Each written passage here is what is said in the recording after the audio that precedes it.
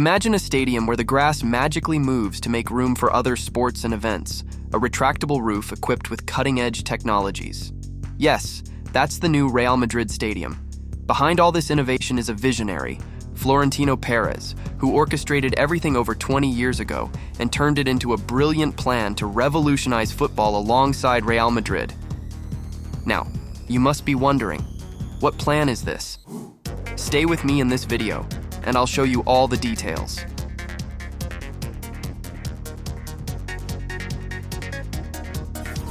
In 2000, Florentino Perez decided to run for the presidency of Real Madrid. To win the elections, he executed a brilliant plan.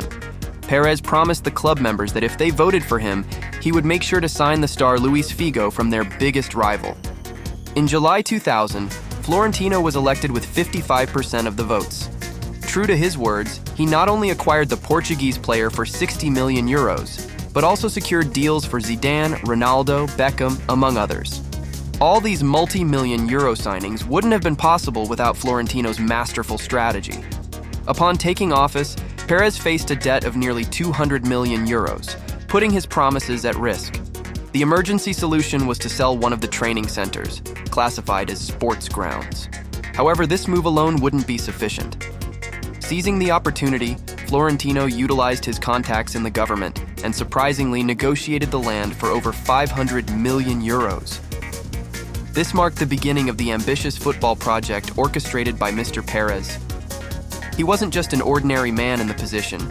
He was a visionary determined to transcend the boundaries of football. One of Florentino's ideas to revolutionize Real Madrid was the construction of a theme park. The project was quite advanced, with discussions between Florentino and Disney executives to surround the stadium with roller coasters. One of them would be themed around Zinedine Zidane, based on the memorable volley from the 2002 UEFA Champions League final. Unfortunately, the proposal was abandoned, redirecting investments to another project aimed at offering entertainment on par with Disney.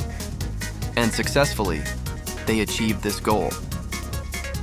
So, the Santiago Bernabéu Stadium has just undergone a $1 billion renovation, totaling around $10 billion. Now surrounded by lighting that displays moving images, the stadium features a remarkable interior with a 360° scoreboard and a retractable roof that, when closed, creates a truly deafening atmosphere after scoring a goal in the new stadium.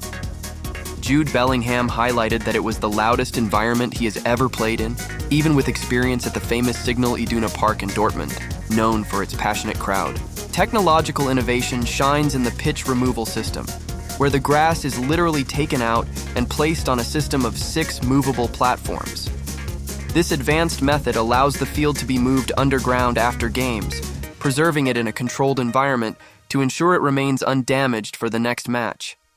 This space features climate-controlled ventilation, an irrigation system, LED lighting, and ultraviolet treatment.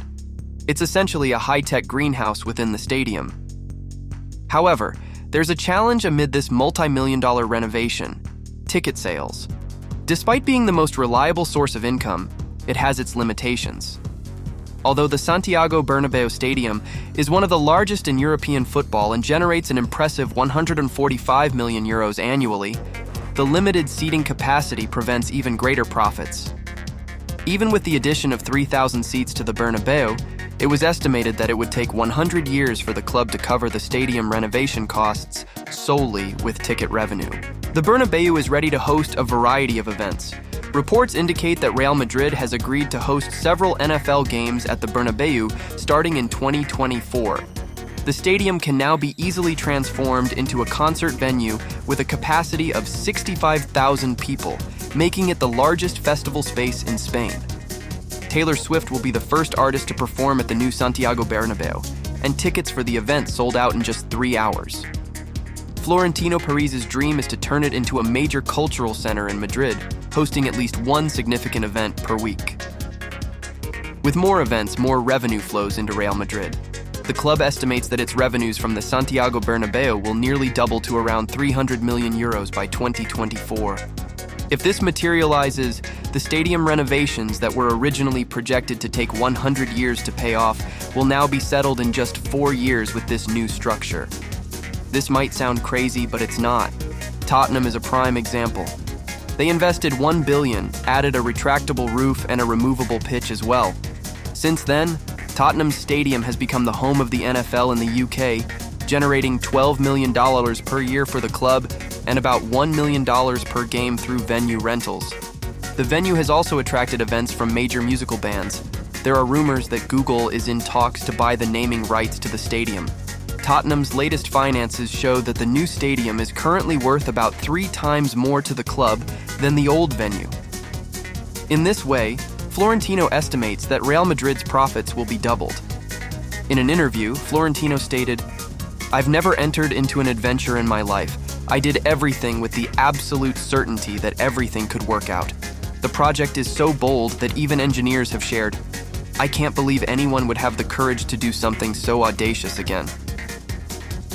To reach this level, everything for Real Madrid has been carefully planned behind the scenes. The club generates the majority of its revenue through 3 main sources. One of them is commercial agreements with 2 key sponsors, Adidas and Emirates. On the other hand, Real Madrid earns a significant amount from the television broadcast of its games, with revenues from broadcasts growing by an average of 10 million euros per year. Real Madrid boasts a breathtaking structure with the Ciudad Real Madrid, not just a training center, but literally a city with 19 fields and an additional football field totaling 20. It's truly impressive, as described by Roberto Carlos.